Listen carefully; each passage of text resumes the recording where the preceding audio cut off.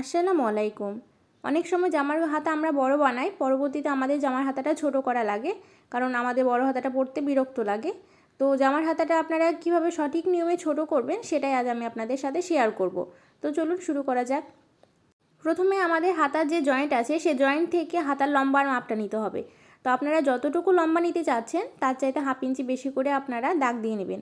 তো আমি 7 ইঞ্চি লম্বা রাখবো, এই জন্য 7.5 ইঞ্চি করে দাগ দিয়ে নিলাম। তো লম্বা করে দাগ দেওয়ার পর আমরা এই দাগ অনুযায়ী কাপড়টাকে কেটে নেব। এবার আমরা হাতাটাকে উল্টো করে নিচ্ছি। তো জামার কাপড়টা উল্টানোর পরে এখানে একটা সেলাই আছে, যেটা আমাদের জয়েন্টের সেলাই, সেই সেলাইটা আমাদের খুলে নিতে হবে। তো পিন দিয়ে অথবা কোনো কিছু দিয়ে আস্তে আস্তে করে আপনারা সেলাইটা খুলবেন, যাতে আপনাদের কাপড়টা কোনো ক্ষতি না হয়। তো দেখুন এখানে আমি 3 ইঞ্চি মতো সেলাইটা খুলে নিয়েছি, সম্পূর্ণটা খোলার দরকার নাই।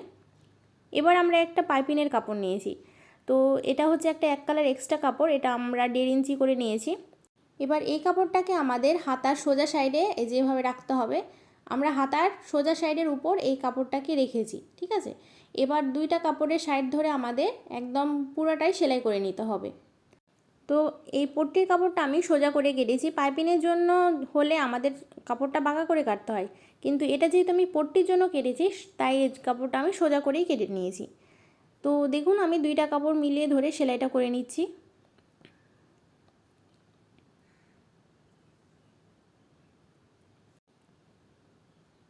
তো সেলাই করা হয়ে গেছে, এখানে একটু এক্সট্রা কাপড় আছে সেটা আমরা কেটে নিলাম।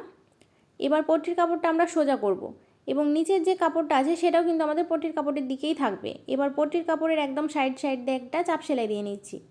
এটা কিন্তু আমি পট্টির কাপড়ের উপর দিয়ে সেলাইটা দিচ্ছি। তো পুরাটাই আমাদের সেমভাবে সেলাইটা করে নিতে হবে।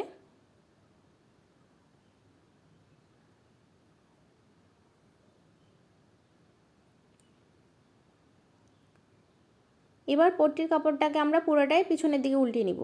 উল্টে নেওয়ার পর আমরা ভিতরের অংশটা অল্প পরিমাণ ভিতরের দিকে উল্টাবো। উল্টানোর পর এই কাপড়ের উপর দিয়ে সেলাই করে নিব।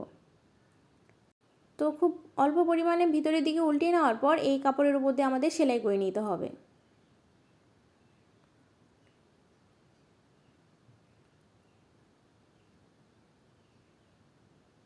অনেক সময় থাকে হাতাটা কাটিং করার পর জাস্ট ওই কাপড়টাকে উল্টে সেলাই করে দেয়, সেক্ষেত্রে কিন্তু হাতার লুকটা ভালো আসে না এবং পরতেও বিরক্ত লাগে, উঠে যায়। তো আপনারা একটু কষ্ট হলেও এভাবে করে হাতাটা কাটার এবং পট্টি দেওয়ার চেষ্টা করবেন, তাহলে দেখবেন যে আপনার হাতাটা পরতে অনেক বেশি ভালো লাগছে এবং জামাটাও আপনার কাছে অনেক বেশি কমফোর্টেবল মনে হচ্ছে। তো দেখুন আমাদের পট্টির কাপড়টা লাগানো হয়ে গেছে, এটা হচ্ছে আমাদের সামনের দিক।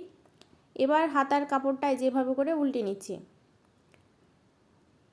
তো সমানভাবে ভাঁজ করার পর আমরা যতটুকু পরিমাণে মোহরি রাখতে চাচ্ছি ততটুকুতে দাগ দিব। তো মোহরি এখানে আমি 6.5 ইঞ্চি রাখবো, ঠিক আছে। তো এই 6.5 ইঞ্চি থেকে আমাদের বগল পর্যন্ত মিলিয়ে দিতে হবে।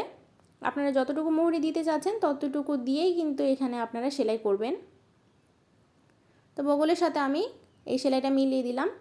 তো এদিকে কিন্তু আমাদের বেশ কিছু এক্সট্রা কাপড় আছে, সেই এক্সট্রা কাপড়টা আমাদের কেটে নিতে হবে। তার আগে আপনারা অবশ্যই ডবল সেলাই দিয়ে নেবেন।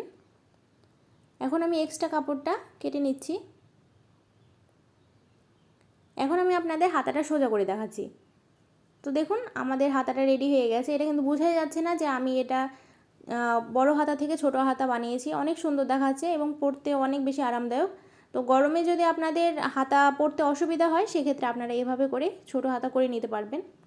তো আজকের মতো এ পর্যন্ত। আমার পরবর্তী ভিডিও দেখার আমন্ত্রণ রইল। সকলেই ভালো থাকবেন। আসসালামু আলাইকুম।